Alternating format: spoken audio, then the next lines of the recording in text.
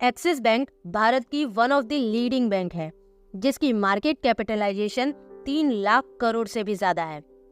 2023 में axis bank का revenue 1 lakh crore था। सन 2000 में एक्सिस बैंक की शेयर प्राइस सिर्फ 6 से 7 रुपए थी, जो कि आज बढ़कर 1000 रुपए से भी ज्यादा है। चलो समझते हैं कि एक्सिस बैंक कब और कैसे शुरू हुई। एक्सिस बैंक ने किन स्ट्रेटजीज का यूज किया जिनकी वजह से आज वो भारत की one of the leading bank है। हम एक्सिस बैंक की जर्नी को 3 फेजेस में डिवाइड कर सकते हैं। Phase 1 1994 to 1999। 1991 में इकोनॉमिक लिबरलाइजेशन के बाद 1994 में बैंकिंग सेक्टर को प्राइवेट प्लेयर्स के लिए खोल दिया गया। 1994 में आरबीआई ने 10 प्राइवेट सेक्टर बैंक्स को बैंकिंग लाइसेंस दिए थे, जिनमें से सिर्फ 6 बैंक्स ही सरवाइव कर पाईं। इन 6 बैंक्स में से एक बैंक थी एक्सिस बैंक, जिसे पहले यूनिट ट्रस्ट ऑफ इंडिया या यूटीआई बैंक कहा जाता था। एक्सिस बैंक के पास एक एडवांटेज था कि it was backed by a retail giant, the government owned UTI। UTI ने एक्सिस बैंक को अपने प्रोडक्ट्स बेचने के लिए 48,000 करोड़ रुपए दिए थे। सुप्रिया गुप्ता एक्सिस बैंक की फर्स्ट चेयरमैन और मैनेजिंग डायरेक्टर बनी। सुप्रिया गुप्ता पहले एसबीआई में डेप्यूटी मैनेजिंग डायरेक्टर थी। सुप्रिया गुप्ता ने state bank of Bikaner and Jaipur में भी एज अ मैनेजिंग डायरेक्टर काम किया था। सुप्रिया गुप्ता की रेपुटेशन इतनी अच्छी थी कि उनके पर्सनल रिलेशंस की वजह से उन्होंने एसबीआई और एसबीबीजे से बेस्ट टैलेंट को हायर किया, जिसका परिणाम ये रहा कि एक्सिस बैंक का सीनियर मैनेजमेंट एसबीआई से आया और मिडिल मैनेजमेंट एसबीबीजे से आया। एक्सिस बैंक के इनिशियल रिक्रूट्स के पास 15 से 25 साल तक का एक्सपीरियंस था। एक्सिस बैंक को ज्वाइन करने के लिए इन रिक्रूट्स के पास 2 मोटिवेशन थे। पहला था यूटीआई जैसे दिग्गज द्वारा प्रचलित बैंक में काम करने से मिलने वाली सिक्योरिटी, और दूसरा था एक नए सिरे से एक नई बैंक का निर्माण करने का अनुभव। यूटीआई का साथ और इतनी टैलेंटेड टीम होने के बाद तुम यही एक्सपेक्ट करोगे कि एक्सिस बैंक तो बाकी कॉम्पिटिटर्स से आगे निकल गई हो, पर ऐसा नहीं हुआ। एक्सिस बैंक ने पहले 5 सालों में एचडीएफसी बैंक और आईसीआईसीआई बैंक जितनी बड़ी लोन बुक बनाई, लेकिन फर्क ये था कि एक्सिस बैंक की नॉन परफॉर्मिंग असेट्स काफ़ी ज़्यादा थी। जब कर्ज लेने वाला लोन की फीस देना बंद कर दे तो उसे नॉन परफॉर्मिंग असेट्स कहा जाता है।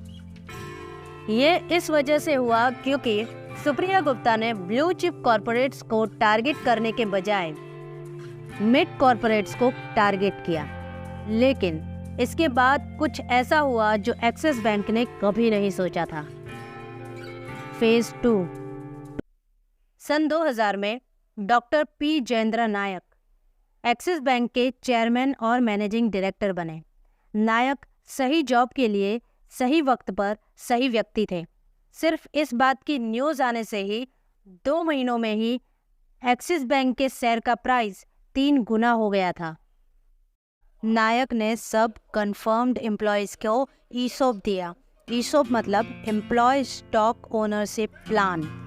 नायक ने एम्प्लॉयज़ की सैलरीज को भी बढ़ा दिया, जिससे कि एम्प्लॉयज़ के अंदर एक सेंस ऑफ ओनरशिप क्रिएट हो। नायक ने पूरे भारत में एग्रेसिवली एक्सिस बैंक की ब्रांचेस ओपन की।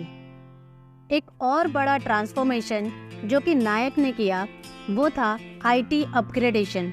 1999 में एक्सिस बैंक के 49 ब्रांचेस थे अक्रॉस द इंडिया, जो कि अलग अलग सॉफ्टवेयर वर्जन्स का यूज कर रहे थे।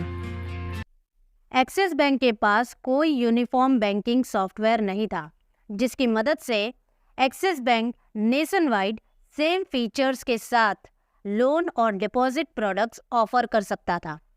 इसके बाद नायक ने इस प्रॉब्लम को सॉल्व किया और नेशन वाइड एक्सिस बैंक की ब्रांचेस को एक नेटवर्क से जोड़ा। फाइनेंशियल ईयर 2001 से लेकर 2008 में करंट अकाउंट और सेविंग्स अकाउंट डिपॉजिट्स 61% के CAGR से बढ़े।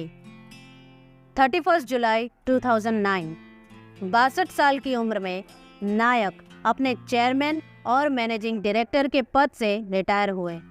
नायक के बाद शिखा शर्मा चेयरमैन और मैनेजिंग डायरेक्टर बनी।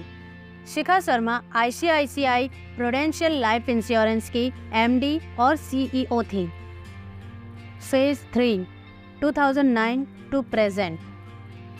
शिखा शर्मा ने एक्सिस बैंक के प्रोडक्ट फोकस्ड ऑपरेटिंग स्ट्रक्चर को कस्टमर फोकस्ड ऑपरेटिंग स्ट्रक्चर में चेंज किया।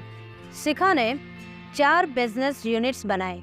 फर्स्ट इज रिटेल, जो कि स्मॉल और मीडियम साइज्ड बिजनेसेस और एग्रीकल्चर पर फोकस करता था। Second is corporate banking. Third is non banking retail subsidiaries. Fourth is corporate centre. Nayak ने अपने कार्यकाल के दौरान 835 ब्रांचेस ओपन की थी, जिसकी वजह से एक्सिस बैंक के पास 10 लाख का लार्ज कस्टमर बेस था। शिखा ने ये समझा कि जो व्यक्ति सेविंग्स अकाउंट्स ओपन कराने के लिए बैंक में आता है वो पोटेंशियल कस्टमर है term deposit, credit card, personal loan और व्हीकल लोन के लिए। शिखा ने एक एनालिटिक्स टीम बनाई और फिजिकल टेक्नोलॉजी इंफ्रास्ट्रक्चर और चैनल इंफ्रास्ट्रक्चर पर इन्वेस्ट किया।